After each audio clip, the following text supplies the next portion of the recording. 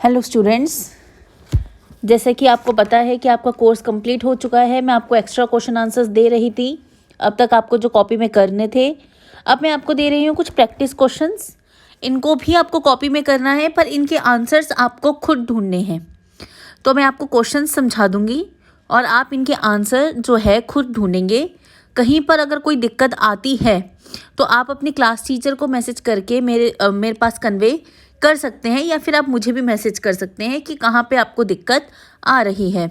ये वाले क्वेश्चंस आपके पेपर में भी आ सकते हैं। मैं हर बार आपको यही चीज़ बोलती हूँ कि चाहे वो मैंने एक्स्ट्रा क्वेश्चन आंसर्स दिए हों, चाहे मैं अब आपको ये प्रैक्टिस क्वेश्चन आंसर्स दे रही हूँ, आपके ये पेपर में आ सकते हैं क्वेश्चंस। तो आप इनकी तैयारी भी करेंगे। ऐसा नहीं हो कि आप सोचें कि इसे प्रैक्टिस के लिए दिए तो हम नहीं करें। ये पेपर में भी आ सकते हैं, इसीलिए आपको दिए जा रहे हैं। तो आज मैं आपको चैप्टर नंबर 12 उसके एक्स्ट्रा क्वेश्चन आंसर्स दूंगी। इसके मैं प्रैक्टिस क्वेश्चन आंसर्स दूंगी। इसके एक्स्ट्रा क्वेश्चन आंसर्स मैं करवा चुकी हूँ। इसकी बैक एक्सरसाइज, मतलब हर तरीके से चैप्टर आपका कंप्लीट हो चुका है। तो प्रैक्टिस करने में आपको दिक्कत नहीं होनी चाहिए। तो इसमें सबसे पहला क्वेश्चन है, by whom was the constitution framed. कि कॉन्स्टिट्यूशन किसके द्वारा फ्रेम किया गया था। तो इसमें अगर किसी पर्सन का नाम है तो उस पर्सन का नाम लिखेंगे। अगर कोई असेंबली या ऑर्गेनाइजेशन का नाम है तो आप उसका नाम लिखेंगे। नेक्स्ट है, who was the chairman of the constituent assembly. Constituent assembly के चेयरमैन कौन थे, उनका नाम आपको लिखना है। शुरू में ही मिल जाएगा ये, इसमें ज़्यादा दिक्कत नहीं पड़ेगी आपको ढूंढने के लिए।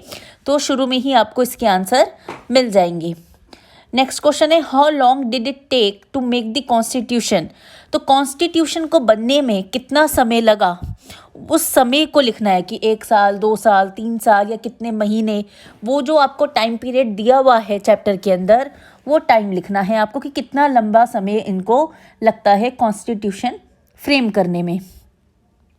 नेक्स्ट क्वेश्चन है, what do you know about Magna carta, explain it in 2 और 3 लाइन्स। कि मैग्ना कार्टा के बारे में आपको बताना है 2 और 3 लाइन में।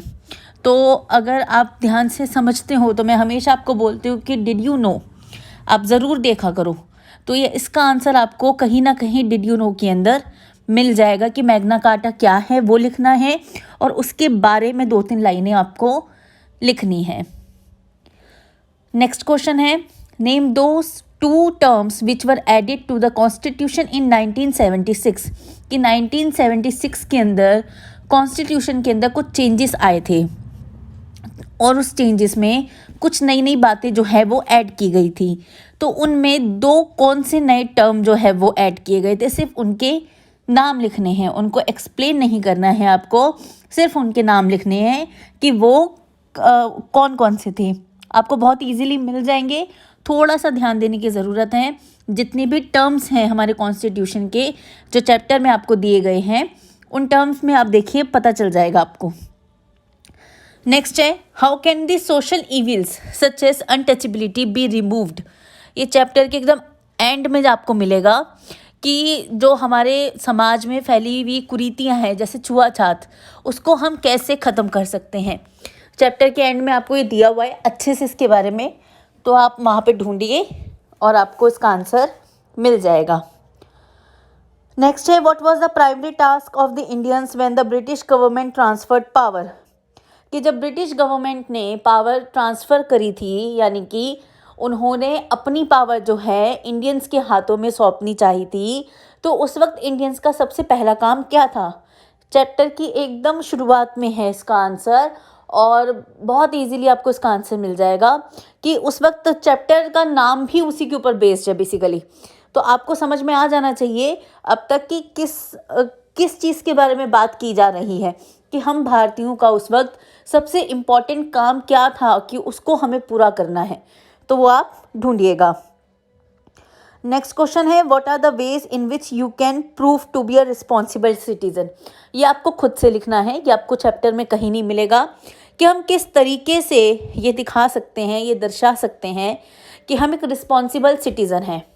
बहुत जनरल नॉलेज का क्वेश्चन है, बहुत मोरल, वो अब बचपन में पढ़ते थे ना मोरल वैल्यूज़, उनका क्वेश्चन है कि हमें एज अ रिस्पॉन्सिबल सिटीज़न हम लोग क्या क्या कर सकते हैं कि अपने देश को साफ़ रख सकते हैं, अपने देश की इमारतों को साफ़ रख सकते हैं, उनमें गंदगी नहीं फैलाए, अपनी हेरिटेज की सम्मान कर सकते हैं। तो ये सारी बातें कि हम एक रिस्पॉन्सिबल सिटीज़न कैसे बन सकते हैं, उन सारे पॉइंट्स को आपको लिखना है। तो आप मिनिमम जो है मैक्सिमम जो है आप 4-5 पॉइंट्स ज़रूर लिखेंगे। 5 पॉइंट्स आपको इस वाले आंसर के अंदर ज़रूर लिखने हैं।